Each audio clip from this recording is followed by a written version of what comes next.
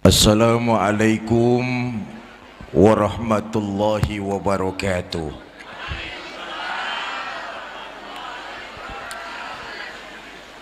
Alhamdulillahi rabbil alamin.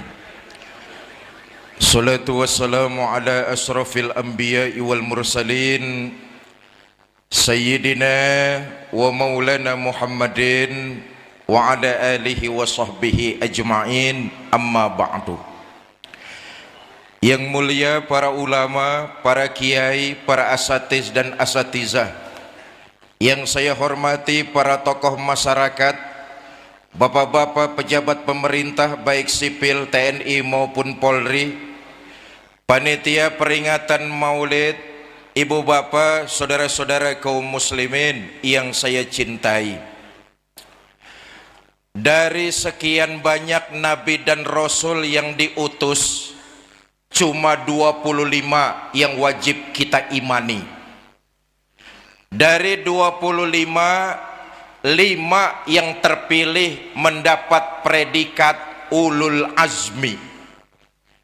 Nabi Ibrahim, Nabi Musa, Nabi Nuh, Nabi Isa, Nabi kita Muhammad sallallahu alaihi wasallam. Dari 5 nabi yang berpredikat ulul azmi, cuma 1 yang bergelar rahmatan lil alamin. Siapa dia? Tidak lain Nabi kita Muhammad sallallahu alaihi wasallam. Iya Bu, iya Bu. Apaan? Sok tahu. Minta tolong echo-nya dimatikan saja nih Mas. Sound system echo-nya dimatikan, treble-nya turunin saja biar nggak bercuit. Saya malam ini bersyukur lewat Wali Kota Bernun, Bapak Haji Tengku Jamaluddin, yang karena wasilah beliau malam ini saya bisa meneruskan silaturahmi yang dilakukan oleh orang tua saya Kiai Haji Zainuddin MZ 12 tahun yang lalu. Betul ya? Dulu kata Pak Haji Jamaluddin, di Jumadil Akhir mau masuk bulan Rajab, di sini diadakan tablik akbar memperingati Maulid yang penceramahnya Allah yarham Kiai Haji Zainuddin MZ. Akhir Maulid mau masuk Rajab, sama seperti malam ini nih. Dari sini dari PD beliau pulang, masuk bulan Rajab, lalu masuk bulan Sa'ban. Tanggal 3 Sa'ban beliau dipanggil oleh Allah Subhanahu wa ta'ala wafat, meninggalkan alam dunia. 2 bulan pulang dari undangan Pak Haji Jamaluddin, beliau wafat.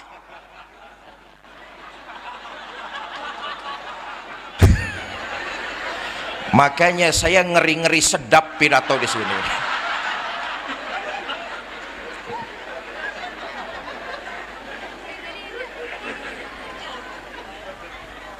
Bapak Ibu saudara-saudara kaum muslimin yang saya cintai, dari 5 yang bergelar ulul azmi, 1 yang berpredikat rahmatan lil alamin, Nabi kita Muhammad sallallahu alaihi wasallam.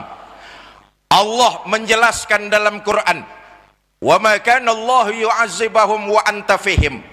Muhammad, selama kau masih ada di tengah-tengah umat, azab tidak pernah aku turunkan. Kenapa Allah tahan azabnya? Karena Nabi kita Muhammad sallallahu alaihi wasallam masih hidup di tengah-tengah umat.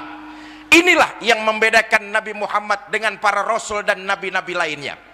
Sejarah mencatat Nabi Yahya diutus menyampaikan agama. Umatnya menentang, mereka semua dihantam dengan azab sambaran halilintar, mati. Nabi Nuh diutus menyebarkan risalah agama, umatnya menentang, dihantam dengan banjir bandang. Nabi Musa diutus menyampaikan tauhid, umatnya membangkang, sebagian ditenggelamkan di Laut Merah dan sebagian lagi dikutuk jadi monyet. Bu, orang Pidi tahu monyet? Ya taunya jangan ngeliatin saya lah. Berbeda dengan junjungan kita baginda Nabi besar Muhammad sallallahu alaihi wasallam. Bagaimanapun kurang ajarnya umat menentang dakwah Nabi, Allah enggak turunkan azab. Kenapa? Nabi kita rahmatan lil. Ayo kita lihat orang-orang kafir Quraisy bagaimana sangat kurang ajarnya menentang kebenaran yang disampaikan oleh baginda Nabi. Saudara, ketika dakwah di Mekah sudah tidak lagi kondusif, Nabi pindah dakwah ke daerah Taif. Sampai kota Taif, Nabi bukan disambut tapi disambit. Allahumma sholli wa sallim wa barik alaih. Khatamun Nabiyyin, Sayyidul Mursalin, penghulu para nabi dan rasul. Dakwah ke kota Taif bukan disambut tapi disambit. Berdarah kakinya yang mulia, menghindar Nabi ke kebun anggur. Turun malaikat Jibril menawarkan bantuan. Muhammad, innallaha amarani an uti'ak. Muhammad, Allah memerintahkan kepadaku untuk patuh apa komando kamu. Kalau tadi dakwahmu di kota Taif disambitin sama mereka, sekarang juga saya angkat Jabal Uhud, saya timpakan kepada mereka biar mati semua. Bagaimana Muhammad? Kata baginda Nabi, jangan Jibril, jangan. Kamu disambitin, kakimu berdarah-darah. Biarin, ini resiko dari sebuah perjuangan. Perjuangan itu jalannya panjang, nggak mudah seperti membalikkan telapak tangan. Kalau sekarang bapaknya kafir, siapa tahu besok anaknya dapat hidayah masuk Islam. Itulah perjuangan Jibril. Kalau anaknya kafir lagi bagaimana Muhammad? Cucunya. Perjuangan itu panjang, enggak simsalabim. Susah Muhammad, susah. Susah bagaimana Jibril? Anak sih bagaimana bapak? Biasanya kalau bapak kalong, anak kampret. Kalau bapak nyolong, anak nyopet. Ma fil abna, bagaimana bapak begitu anak. Enggak juga Jibril. Sudahlah, saya mau berdoa kepada Allah. Inilah rahmatan lil alamin. Disambitin, kakinya berdarah-darah. Yang nyambitin malah didoakan, doanya bagus. Allahumma hdi qaumin fa innahum la ya'lamun. Ya Allah, berikan mereka hidayah karena sesungguhnya mereka tidak tahu.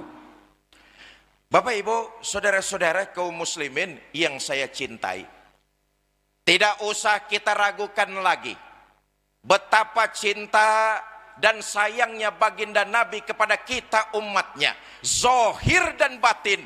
Dari dunia sampai akhirat, Nabi cinta kepada kita umatnya. Periksalah sejarah. Tidak ada seorang pemimpin pun di dunia ini yang cintanya kepada umat dan rakyat dari dunia sampai akhirat kecuali Nabi kita Muhammad sallallahu alaihi wasallam. Apa bukti kecintaan Nabi kepada kita? Pertama,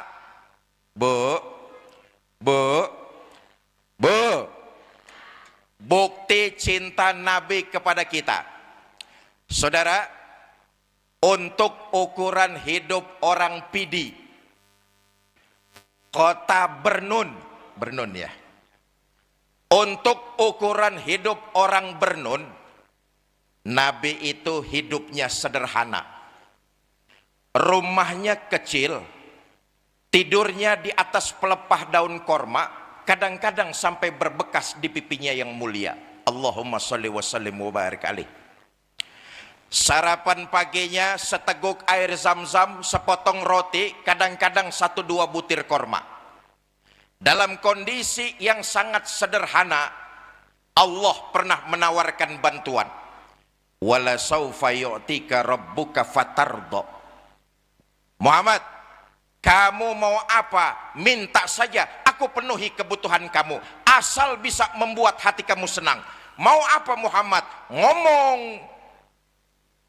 Mau harta yang banyak? Ngomong. Mau jabatan yang tinggi? Ngomong. Mau pangkat yang luas? Ya terusin aja sendiri. Mau apa Muhammad? Semua aku berikan asal bisa membuat hati kamu senang. Ngomong saja. Dapat tawaran begini dari Allah, apa jawab Nabi kita? Izan ya Rabb, kalau memang demikian ya Allah, la arda wa wahidun min ummati finnar. Ya Allah, apa artinya harta yang banyak, jabatan yang tinggi, pangkat yang luas, itu semua tidak mampu menyenangkan hati saya selama masih ada satu saja umat saya yang ketinggalan di neraka. Walhasil Nabi lebih memilih umat dan rakyat hidup sederhana daripada bergelimang harta, pangkat, dan jabatan. Sekarang ada nggak pemimpin kayak begini? Hei, hei,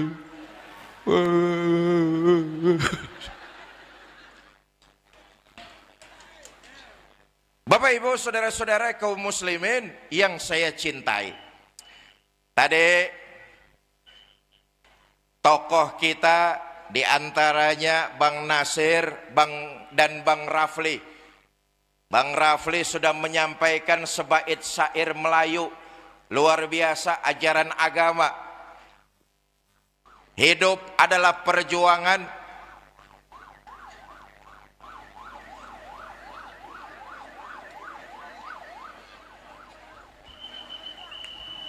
Iya, tolong diatur. Jangan mengganggu ambulan, tolong dikasih jalan jamaah. Ya. Sebentar, iklannya lewat dulu. Tadi Bang Rafli menyampaikan sebaik syair luar biasa. Hidup adalah perjuangan, orang yang hidup tidak mau berjuang laksana mayat yang sedang berjalan. Itulah yang diajarkan baginda kita Nabi besar Muhammad SAW. Hidup adalah berjuang, berjuang adalah penuh dengan keyakinan. Selama berjalan di atas nilai kebenaran, teruslah berbuat dan berjuang. Jangan pernah takut salah dalam berjuang. Nah, ini saya titip pesan. Adik-adik saya, para remaja, para pemuda muslim Kota Bernun, para pemuda,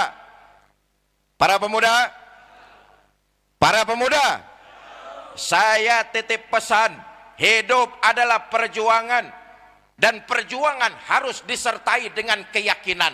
Berbuatlah dan berjuanglah di atas dasar keyakinan. Jangan pernah takut salah dalam berbuat kebenaran. Salah dalam berbuat kebenaran masih lebih baik daripada kalian tidak pernah berbuat salah dalam kebenaran. Satu contoh misalnya, saudara baca Quran tapi salah, itu masih lebih baik dalam kebenaran daripada saudara tidak pernah salah karena tidak pernah baca Al-Quran. Saya dong baca Quran nggak pernah salah. Bacanya kapan? Enggak pernah. Karena itu harus disertai dengan keyakinan. Itu yang dicontohkan baginda kita Nabi besar Muhammad SAW. Ah, begini. Nabi itu diangkat jadi Rasul umurnya 40 tahun. Betul apa tidak? Mula-mula dakwah yang dilakukan Nabi sembunyi-sembunyi. Dari rumah ke rumah, dari pintu ke pintu, dari orang ke orang. Dakwah 3 tahun sembunyi-sembunyi, dapat pengikut nggak lebih 11 orang. Sudah nggak digaji, nggak dapat fasilitas, nggak ada tunjangan beras. 3 tahun dakwah sembunyi-sembunyi, yang ngikut nggak lebih 11 orang. Calon pemimpin mana yang masih mau kampanye? Kalau 3 tahun kampanye, yang milih cuma 11 orang. Hei, bubar. Betul apa tidak? Bikin tim sukses, calon pemimpinnya nggak kepilih, timnya yang pada sukses. Betul. Nabi 3 tahun dakwah sembunyi-sembunyi, yang ngikut nggak lebih 11 orang. Dijalani oleh baginda Nabi dengan hati yang sabar, mengharap ridho Allah Subhanahu wa ta'ala. Inilah perjuangan. Karena itu jangan berharap dalam berjuang bergelar karpet merah, bertaburkan di sisi kiri dan kanannya bunga. Berjuang itu akan datang onak dan duri, aral yang merintangi, karena memang baginda Nabi sudah mencontohkan hal-hal seperti itu. Berjuang pasti akan dihadang oleh rintangan, tantangan, dan masalah. Saudara, Nabi itu dalam berjuang bukan cuma teror mental, teror fisik, tapi Nabi dalam berjuang menebarkan agama Islam mendapat beberapa kali ancaman pembunuhan. Inilah konsekuensi dari perjuangan. Ketika perintah hijrah turun, kabar ini didengar oleh orang-orang kafir Quraisy. Satu malam mereka mengadakan rapat di satu tempat yang disebut Darun Nadwah. Hadir pemuka-pemuka Quraisy. Rapat dipimpin oleh Abu Jahal.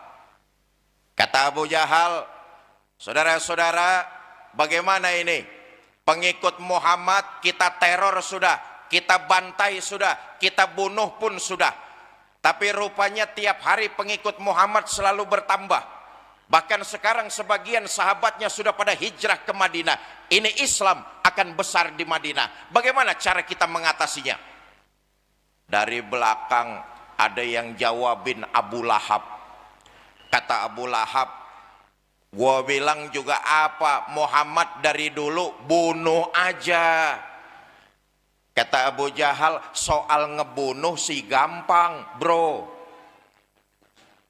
tapi kan Muhammad nggak keluar dari batu.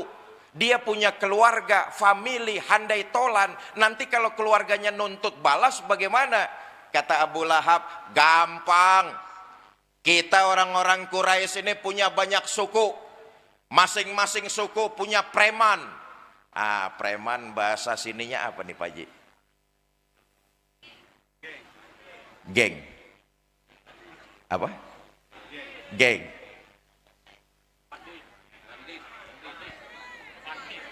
Pandi. Wandi. Pandi. Ya sudah, preman sajalah. Kita ini orang-orang Quraisy kan punya banyak suku, masing-masing suku punya preman. Kumpulkan premannya, rame-rame bunuh Muhammad. Nanti kalau keluarganya nuntut balas, mereka akan berhadapan dengan semua suku yang ada di bangsa Quraisy ini. Kata Abu Jahal, waduh, idenya Abu Lahab bagus juga. Bagaimana saudara-saudara? Setuju? Setuju. Baik, kapan kita bunuh Muhammad? Lagi-lagi Abu Lahab memberikan ide. Sudahlah, nggak usah lama-lama, besok malam saja kita bantai Muhammad. Kata Abu Jahal, oke, besok malam kita bunuh Muhammad. Tapi yang ikut rapat malam ini jangan sampai membocorkan keputusan rapat kita. Siapa yang membocorkan keputusan rapat malam ini, maka akan dikenakan sanksi. Bagaimana? Setuju? Setuju. Baik. Rapat selesai, silakan bubar. Selesailah rapat, pulanglah mereka ke rumahnya masing-masing. Karena rapatnya sampai tengah malam, di rumah pada ditanyain sama istrinya, Pak, rapatnya kok malam amat, Bapak rapat apa rapet? Rapat Bu, besok malam mau ada pembunuhan. Pembunuhan? Iya. Siapa yang mau dibunuh? Muhammad, tapi jangan bilang siapa-siapa ya Bu ya. Iya Pak, iya. Besok pagi istrinya belanja sayuran. Ngobrol sama tetangganya, Mbak, nanti malam mau ada pembunuhan. Pembunuhan? Iya. Siapa yang mau dibunuh? Muhammad. Tapi jangan bilang siapa-siapa ya Mbak ya. Iya. Ini tetangganya ngomong sama tetangganya yang lain. Yang lain ngomong lagi sama yang lain. Begitu seterusnya. Dan hampir sesiang itu sebagian besar penduduk Mekah sudah pada tahu kalau entar malam mau terjadi pembunuhan. Tahu dari mana? Yaitu tadi dari gerakan jangan bilang siapa-siapa. Lepas maghrib kota Mekah sepi. Habis isya makin sunyi. Mendekati setengah malam masuk preman-preman yang disewa oleh Abu Jahal, ngepung rumah junjungan kita baginda Nabi besar Muhammad sallallahu alaihi wasallam. Saudara, malam itu di rumah Nabi cuma ada 3 orang. Baginda Nabi Muhammad sallallahu alaihi wasallam, Sayyidina Abu Bakar As-Siddiq radhiyallahu anhu, dan Sayyidina Ali bin Abi Thalib karamallahu wajhah. Nabi ngomong sama Sayyidina Ali, Ali, labbaik ya Rasul, kamu gantikan saya ya. Gantikan apa ya Rasul? Tidur di atas tempat tidur saya. Ya Allah, saudara bisa bayangkan menggantikan tidur pada saat malam rumah dikepung, itu kan taruhannya nyawa. Sama juga gantiin mati. Gantiin mati. Iya, kalau gantiin Jokowi enak. Gantiin mati. Hebatnya Sayyidina Ali ketika itu masih muda belia. Beliau tahu resikonya mati, tapi nggak nolak. Inilah perjuangan dalam menegakkan nilai-nilai kebenaran. Jangankan berkorban tenaga, jangankan berkorban harta, berkorban nyawa sanggup dilakukan oleh Sayyidina Ali bin Abi Thalib. Padahal Sayyidina Ali kalau mau nolak jawabannya gampang. Umpama, Ali, kamu gantikan saya ya, tidur di atas tempat tidur saya. Kalau Sayyidina Ali mau nolak jawabannya gampang. Ya Rasulullah, kenapa mesti saya? Abu Bakar saja yang sudah tuaan sedikit itu. Tahu resikonya mati, masih muda, beliau enggak nolak. Baik ya Rasulullah, saya akan tidur menggantikan Tuhan. Berangkatlah Tuhan hijrah fi amanillah. Abu Bakar, saya ya Rasulullah, ayo kita berangkat hijrah. Ya Rasul, sebentar, ini preman-preman kafir Quraisy ngepung rumah kita nih. Bagaimana caranya supaya kita keluar mereka enggak lihat ya Rasulullah? Nabi mengambil segenggam pasir, kemudian beliau membacakan ayat, wa ja'alna min baini aydihim sadda wa min khalfihim sadda fa aksaynahum fahum. Terjadi mukjizat, pasir ditebarkan oleh baginda Nabi. Preman kafir Quraisy ngepung rumah beliau, Nabi bersama Abu Bakar lewat, tidak terlihat. Saudara, yakinlah dalam berjuang, jundullah, tentara-tentara Allah pasti akan datang membantu kita. Bapak Ibu, saudara-saudara kaum muslimin yang saya cintai, persoalannya kita ini tiap tahun bikin maulid. Ini tahun keberapa Pak Haji Jamal? Ini tahun ke-13. Didahului dengan tadi pagi santunan sekitar 600 sampai 700 anak-anak yatim piatu kita ya. Hal semacam ini sudah kita lakukan kurang lebih 13 tahun. Persoalannya, kita ini baru sekedar pinter ngaku umat baginda Nabi. Kita ini baru cuma sekedar pandai ngaku cinta kepada baginda Nabi. Persoalan yang utama adalah di akhirat nanti kita diaku umat baginda Nabi apa tidak. Kita ini yang hadir masih banyak yang baru cuma sekedar pinter ngaku. Persoalan utamanya di akhirat nanti kita diaku apa tidak sebagai umat baginda Nabi besar Muhammad sallallahu alaihi wasallam. Saudara, yang namanya ngaku tentu boleh-boleh saja. Semua orang bisa namanya ngaku, ongkosnya murah. Betul apa tidak? Bu, saya tanya nih, ibu kenal sama Pak Prabowo? Ngaku. Pak Prabowo kenal sama ibu? Kasihan deh lo. Apa bedanya sama kita? Kita fasih mulut mengatakan cinta kepada baginda Nabi, ngaku. Persoalan besarnya di akhirat nanti, kita diaku apa tidak jadi umat baginda Nabi besar Muhammad sallallahu alaihi wasallam. Kalau kita mau diaku sebagai umat baginda Nabi, di akhirat nanti kita semua ingin mendapat syafaat Nabi kita Muhammad sallallahu alaihi wasallam. Pertama, berakhlaklah kita kepada Allah Subhanahu wa taala. Ini sesuai dengan amanat yang tadi disampaikan oleh PJS Bupati Pidi. Nabi diutus ke alam dunia tidak lain dan tidak bukan untuk menyempurnakan akhlak. Akhlak kepada siapa? Kepada Allah Subhanahu wa taala.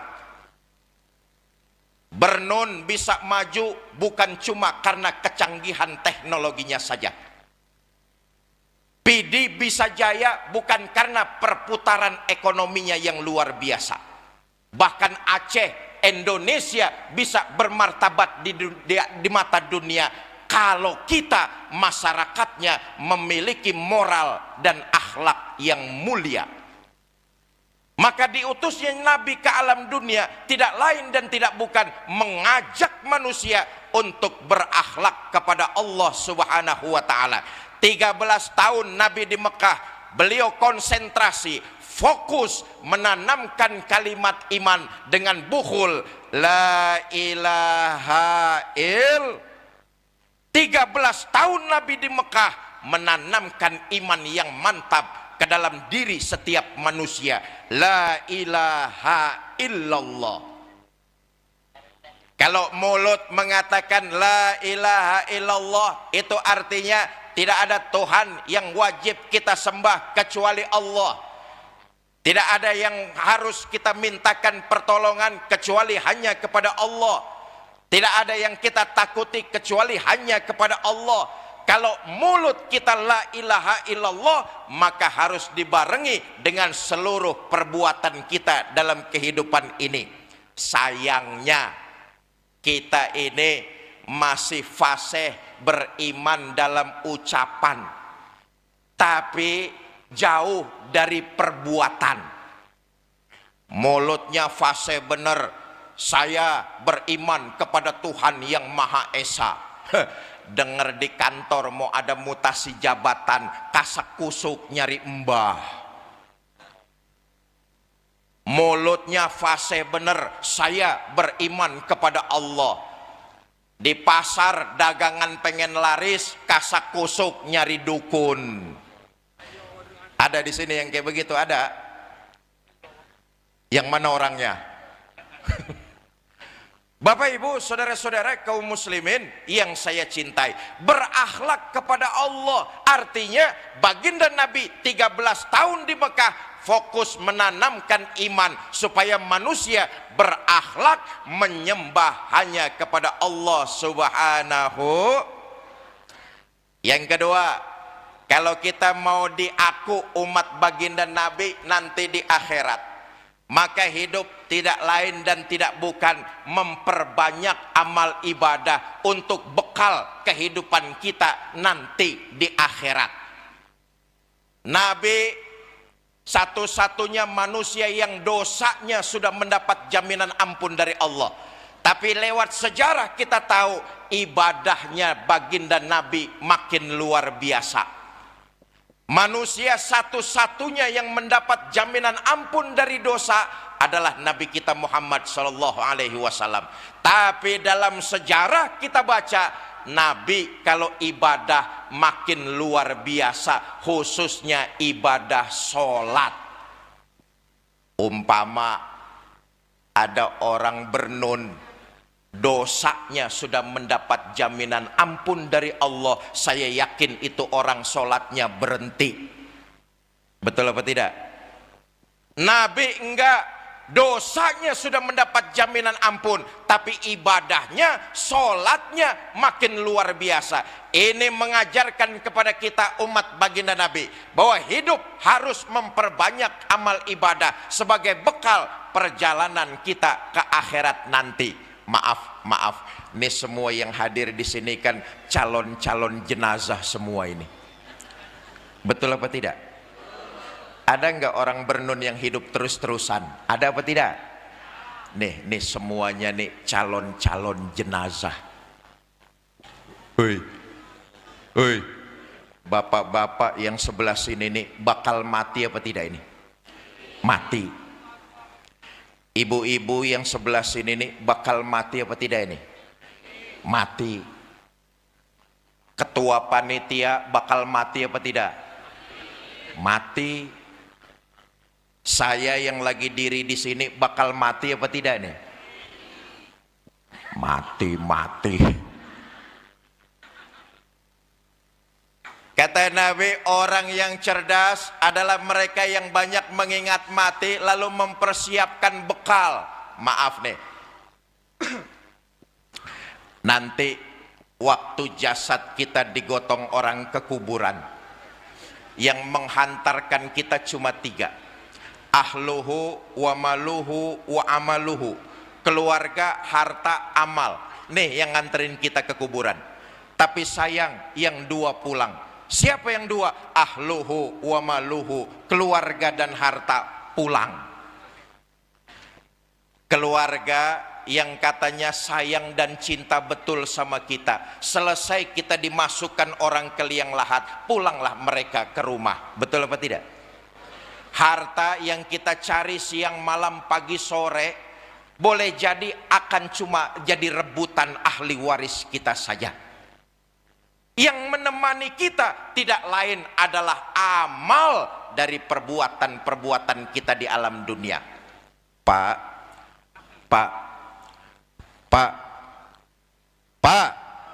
mohon maaf nih, kalau bapak-bapak nanti mati duluan, jangan mengharap istri mau nemani masuk ke dalam. Bagaimanapun cintanya istri, ketika jasad kita diturunkan orang ke liang kubur, dia nggak akan mau nemani kita. Paling berdiri di pinggiran kubur kita, berlinang air mata sambil berkata, "Bang, sampai sini saja saya mengantar. Mudah-mudahan abang betah di dalam. Tak usah naik-naik lagi, Bang." Bagaimanapun cintanya istri, dia nggak akan pernah mau nemani kita di alam kubur. Betul apa tidak? Bu, sebaliknya, maaf kalau ibu-ibu nanti mati duluan. Mati duluan. Jangan mengharap suami mau nemani masuk ke dalam. Apa suami nggak sedih ditinggal mati istri? Oh, ibu jangan salah sangka. Kami ini para suami tentulah menjadikan istri belahan jiwa, pelipur lara. Apa suami nggak nangis ditinggal mati istri? Ibu jangan salah sangka, kami ini para suami akan bercucuran air mata. Mata yang kanan, mata yang kiri melotot nyari mana gantinya ini. Yang nemenin kita nggak lain adalah amal ibadah kita yang kita lakukan di alam dunia. Nah, saya kembali. Korelasinya baginda kita Nabi besar Muhammad sallallahu alaihi wasallam adalah Nabi rahmatan lil alamin. Maka salah satu perbanyak bekal kita kehidupan di alam dunia, berbuat baiklah, nggak usah pilih kasih, nggak usah pandang bulu.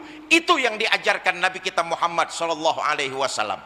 Seorang muslim kalau dia berbuat landasannya mencari keridhaan Allah, kebaikan itu dicatat sebagai sebuah ibadah dan insya Allah nilainya berlipat ganda di sisi Allah Subhanahu wa ta'ala.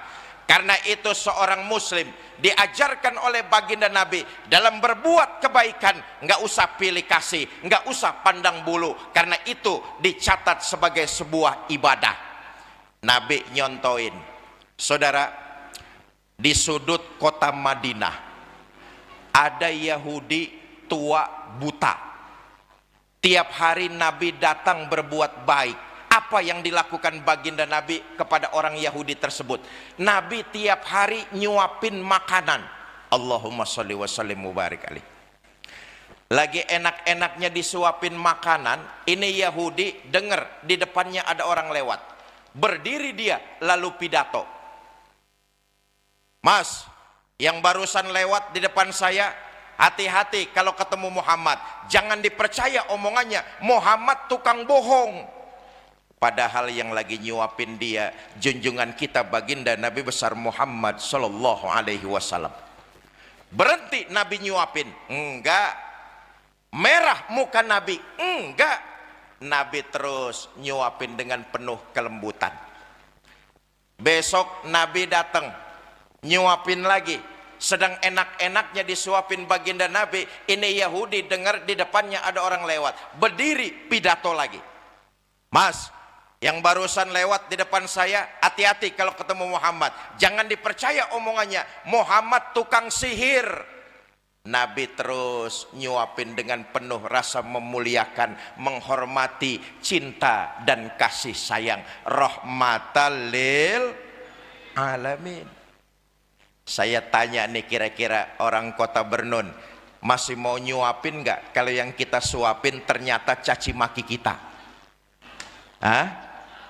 Suapin aja terus, tapi makanannya campurin racun sedikit. Bapak ibu saudara-saudara, apa saja yang dilakukan oleh seorang muslim, kalau itu nilai kebaikan, dilandasi dengan niat mencari keridhaan Allah, sesungguhnya dia sedang mempersiapkan bekal perjalanannya menuju ke akhirat nanti. Cinta kepada baginda Nabi. Yang kedua, memperbanyak amal ibadah dan menebarkan nilai-nilai kebaikan kepada sesama kita. Yang ketiga, kalau kita ingin diaku di akhirat nanti sebagai umat baginda Nabi besar Muhammad sallallahu alaihi wasallam, maka hidup hendaklah menjaga nilai-nilai silaturahmi. Hidup hendaklah menjaga nilai-nilai kesatuan, kerukunan dan kekompakan. Bukankah Nabi mengajarkan kepada kita? Beliau mempersaudarakan antara muhajirin dan kaum ansor. Ikatan akidah ternyata saudara jauh lebih agung dan lebih mulia daripada ikatan darah. Saya ulangi sekali lagi, ternyata ikatan akidah jauh lebih agung dan mulia ketimbang ikatan darah. Itu karenanya kita umat Islam sesungguhnya adalah keluarga besar. Jalin silaturahmi, jaga kerukunan, kekompakan dan persatuan. Saya katakan tadi sekali lagi, 12 tahun yang lalu Allah yarham Ki Zainuddin MZ hadir di sini. Malam ini saya ikut merajut kembali, saya hadir atas wasilah dari Pak Haji Jamal. Saya datang ke sini dari Jakarta berangkat sendirian. Saya hadir di sini, saya ngerasa bukan hanya sekedar tamu. Saya datang di kota Bernun, saya hanya merasa seorang keluarga yang datang ke tengah-tengah keluarganya. Kenapa? Kita ini umat Islam keluarga besar. Menghina saudara sama juga menghina saya. Menyakiti saudara sama juga menyakiti saya. Saya adalah saudara, saudara adalah saya. Di hatiku ada kamu. Asik. Karena itu kita keluarga besar umat Islam ini menjaga silaturahmi, memupuk persatuan, menjaga kerukunan. Adalah fitrah. Kita diciptakan oleh Allah berbeda-beda. Bahwa saya lahir di Jakarta itu qadarullah. Saya nggak pernah pesan lahir di Jakarta. Orang Pidi ada nggak yang dulu mesen lahir di kota Bernun? Ada apa nggak? Yang kita nggak pesen jangan diributkan. Hei, hei. Yang namanya perbedaan itu sampai kiamat tetap akan ada. Nggak usah contoh yang sulit-sulit lah. Malam ini yang hadir di lapangan terminal nih, ada nggak yang wajahnya sama ini? Jangankan wajah sama, senyum kita saja berbeda-beda. Betul apa tidak? Karena itu kita umat Islam Pidi harus dewasa, saling menghargai, saling menghormati, dan tetap saling mencintai. Berbeda boleh, yang tidak boleh dalam perbedaan terjadi pemutusan silaturahmi lalu saling musuhan. Itu yang nggak boleh.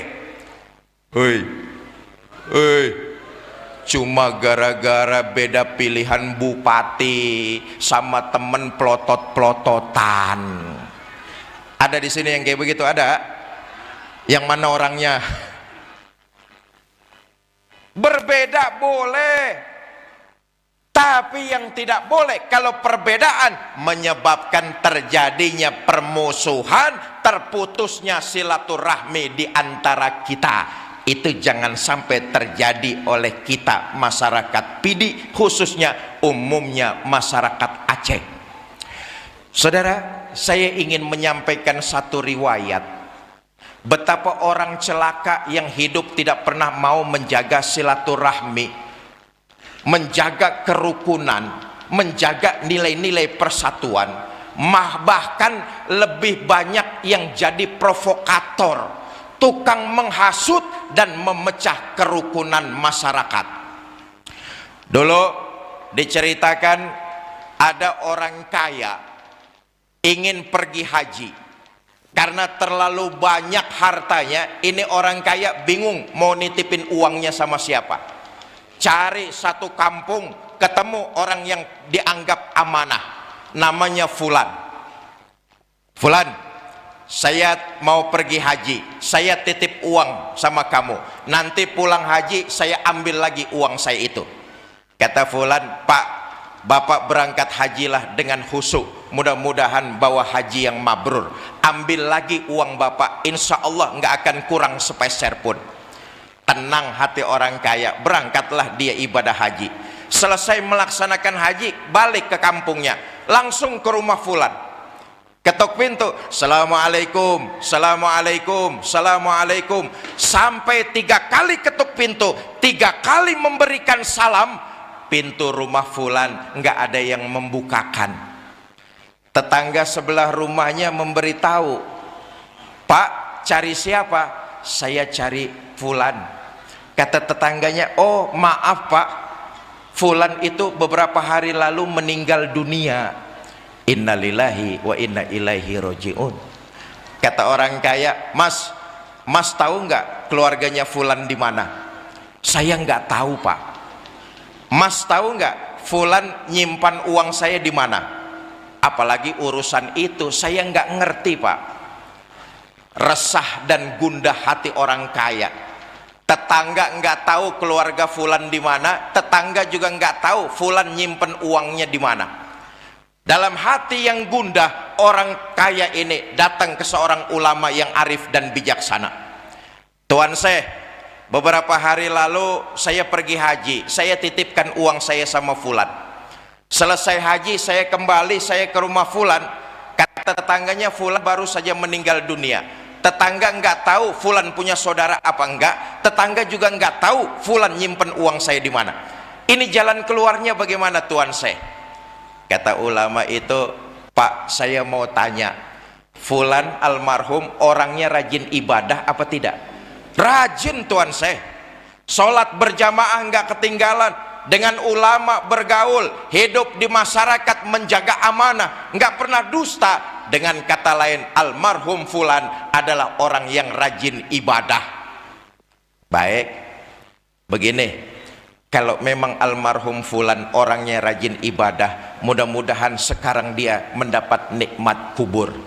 Bapak kembali lagi saja ke Mekah, nanti malam tepat di tepian sumur Zam-Zam, Bapak panggil almarhum fulan di situ. Kalau memang almarhum fulan sedang mendapat nikmat kubur, nanti Bapak panggil di tepian sumur, ada yang nyautin dari dalamnya. Berangkat orang kaya ini balik lagi ke Mekah. Tengah malam tepat di tepian sumur Zam-Zam, orang kaya ini teriak, fulan, fulan, fulan, sampai 3 kali manggil di tepian sumur Zam-Zam. Tak ada suara yang nyautin dari dalam sumur. Gontai hati orang kaya ini. Pagi-pagi kembali lapor ke seorang ulama tersebut, Tuan saya, semalam 3 kali saya panggil di tepian sumur Zam-Zam, nggak ada yang nyautin dari dalam. Ini bagaimana Tuan saya? Kata ulama itu, wah celaka, jangan-jangan fulan sedang diazab di dalam kuburnya. Bapak ke Yaman saja. Di Yaman ada sumur bernama Sumur Burnut. Kalau memang almarhum fulan sedang diazab di dalam kuburnya, nanti Bapak panggil di situ, ada yang nyautin dari dalam sumur. Berangkat orang kaya ke Yaman. Tengah malam tepat di tepian Sumur Burnut, orang kaya ini teriak, fulan, oi. Baru sekali manggil sudah ada yang nyautin dari dalam sumur Burnut. Terkejut orang kaya. Kata orang kaya, ya Allah fulan, kenapa kamu sedang diazab di dalam kuburmu? Waktu di dunia kan kamu dikenal rajin ibadah, sholat nggak ketinggalan, dengan ulama bergaul, di mana saja pengajian kamu hadir, hidup di kampung menjaga amanah. Tapi kenapa kamu sedang diazab di dalam kuburmu fulan? Kata fulan, Pak, betul, waktu hidup di dunia orang ngelihat saya rajin ibadah, sholat berjamaah, bergaul dengan ulama, hadir di pengajian, di kampung saya menjaga amanah mati-matian. Tapi rupa-rupanya Pak, masih ada satu persoalan yang belum saya selesaikan waktu saya hidup di alam dunia. Mumpung Bapak datang ke sini, saya minta tolong Pak, temui saudara saya, sampaikan permohonan maaf dari kesalahan yang pernah saya lakukan dahulu. Tambah terkejut orang kaya ini. Loh, kamu punya saudara fulan? Punya Pak. Ini alamatnya, temui saudara saya, sampaikan permohonan maaf dari kesalahan yang pernah saya lakukan dulu. Kata orang kaya, ya sudah, alamatnya sudah saya pegang, nanti saya cari saudara kamu, akan saya sampaikan amanat dari kamu. Terima kasih Pak. Ah fulan, nanti dulu, ngomong-ngomong uang saya kamu taruh mana? Uang Bapak saya taruh di dapur di pojokan, ambillah di situ, insya Allah nggak akan ada yang kurang sedikit pun. Tapi saya mohon temui saudara saya, sampaikan permohonan maaf saya. Berangkat nih orang kaya mencari alamat saudaranya fulan. Ketemu, ketok pintu, assalamualaikum. Waalaikumsalam. Mas saudaranya fulan ya? Betul Pak, saya ini saudaranya fulan. Saudara saya fulan itu beberapa hari lalu kan sudah meninggal dunia. Kata orang kaya, saya juga tahu, karena itu saya datang ke sini. Begini Mas, saudara kamu almarhum fulan sekarang itu sedang diazab di dalam kuburnya. Ini orang dikasih tahu bahwa almarhum saudaranya sedang diazab di dalam kubur, berlinang air mata, nangis terseduh-seduh. Tambah heran orang kaya, lalu bertanya, Mas, kenapa sih kalian bisa sampai begini? Padahal waktu hidup di dunia kalian kan bersaudara. Kok bisa jadi peristiwa kayak begini? Ceritalah orang tersebut, Pak, betul, waktu hidup di dunia kami ini keluarga, tapi almarhum fulan pernah memutus tali silaturahminya kepada saya. Nah ini dia persoalannya. Almarhum fulan pernah memutus tali silaturahminya kepada saya. Saya datang ke rumahnya baik-baik, ditutupin pintu. Saya kirim hadiah makanan yang enak-enak, dibuang di tepian jalan. Di mana tempat saya ajak untuk bersalaman, buang muka. Sampai pada satu saat almarhum fulan itu ngomong kepada semua orang dia putus silaturahminya kepada diri saya. Tambah terkejut orang kaya ini, lalu bertanya, kok gitu-gitu amat almarhum fulan? Memang persoalannya apa dulunya? Persoalannya sih cuma sepele pak, cuma gara-gara beda pilihan gubernur. Awas lo, beda boleh, musuhan jangan. Berbeda wajar, memutus silaturahmi yang enggak boleh. Kata saudara almarhum fulan, pak, mulai sekarang Allah dan bapak yang jadi saksinya. Walaupun dahulu almarhum fulan pernah memutus silaturahminya kepada saya, dengan saksi Allah dan bapak saya maafkan kesalahan dan dosa yang dia pernah lakukan kepada diri saya. Saudara, beberapa malam kemudian orang kaya ini dimimpikan oleh almarhum fulan. Wajahnya berseri, bibirnya tersenyum, tersungging dengan mengucapkan kalimat terima kasih. Bapak ibu, saudara-saudara kaum muslimin yang saya cintai, karena itu kalau kita mau diaku di akhirat nanti sebagai pengikut baginda Nabi, maka yang ketiga tidak lain dan tidak bukan jalin terus silaturahmi, jaga kerukunan, jaga kekompakan, dan jaga persatuan di antara kita. Bahwa kita hidup ini bermasyarakat pasti akan ada perbedaan. Entah perbedaan partai politik, entah perbedaan organisasi, entah perbedaan pilihan. Kita umat Islam harus bisa menyikapinya, menghargai, menghormati, dan tetap saling mencintai. Kalau ini yang kita wujudkan, insya Allah bukan mustahil kebangkitan Islam akan dimulai dari negeri serambi Mekah. Bicara soal sejarah Indonesia adalah bangsa Aceh. Bicara soal Aceh tidak lain dan tidak bukan, salah satunya adalah masyarakat Pidi. Masyarakat Pidi adalah masyarakat yang kental dengan dua karakter. Karakter keagamaannya kuat, karakter kenegaraannya juga sangat hebat. Sejarah membuktikan itu. Kerajaan-kerajaan di sini, di Aceh, mereka dengan sadar melebur menjadi negara kesatuan Republik Indonesia. Bukan cuma itu, rakyat Aceh kemudian menyumbangkan pesawat pertama untuk pemerintahan negara kesatuan Republik Indonesia. Maka masyarakat Aceh umumnya kuat nilai agama dan kental kepribadian bangsa Indonesianya. Dengan menjaga kerukunan, menjaga kekompakan, menjalin silaturahmi, insya Allah kita akan tumbuh menjadi bangsa yang kuat dan disegani di mata dunia. Bapak Ibu, sudah tengah malam, jam 8 lewat 4 jam rupanya ini. Mari sama-sama kita baca suratul Fatihah. Mudah-mudahan kita semua yang hadir di sini dipanjangkan umur dalam taat kepada Allah. Amin. Diberikan kita rumah tangga yang sakinah, mawadah dan rahmah. Dikaruniakan kita keturunan yang soleh dan soleha. Diwafatkan kita dalam kondisi husnul khatimah. Di akhirat diaku sebagai umat baginda Nabi dan mendapat syafaat Nabi kita Muhammad sallallahu alaihi wasallam. Bitilkal niyah sayulillahi lahumul Fatihah. A'udzu billahi minasyaitonir rajim. Bismillahirrahmanirrahim. Alhamdulillahi rabbil alamin. Arrahmanir rahim. Maliki yaumiddin. Iyyaka na'budu wa iyyaka nasta'in. Ihdinas siratal mustaqim.